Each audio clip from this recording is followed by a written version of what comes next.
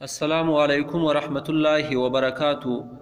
Social media پر ایک مسئلہ زیادہ گردش کر رہی ہے اور لوگ اس کے بارے میں پوچھتے ہیں۔ مسئلہ یہ ہے کہ مسبوق نے تشھد مکمل نہ کی ہو کہ امام تیسری رکعت کے لیے کھڑا ہو جائے یا آخری رکعت میں سلام پھیر دے، تو اس مسئلہ میں لکھی گئی ہے کہ مسبوق کے لیے تشھد پورا کرنا واجب ہے اور تشھد پورا کیے بغیر کھڑا ہونا مکروہ تحریمی ہے۔ تو لوگ پوچھتے ہیں کہ کیا یہ مسئلہ ٹھیک ہے؟ تو محترم سامعین، اس مسئلہ میں اکابر علماء کرام کی آراء مختلف ہے۔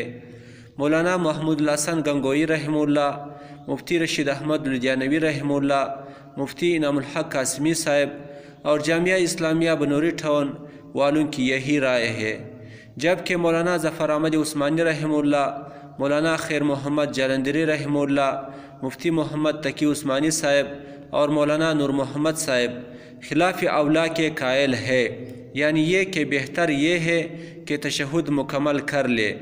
تو احتیاط اسی میں ہے کہ مکمل کر کے پھر کھڑا ہو، لیکن اگر تشھد مکمل نہ کرے تو بھی گنجائش ہے۔ لیکن اگر تشھد مکمل کرنے کی صورت میں تیسری رکعت کی رکوع چلی جانے کی خوف ہو تو پھر تشھد مکمل کیے بغیر کھڑا ہونا ضروری ہے۔ السلام علیکم ورحمۃ اللہ وبرکاتہ۔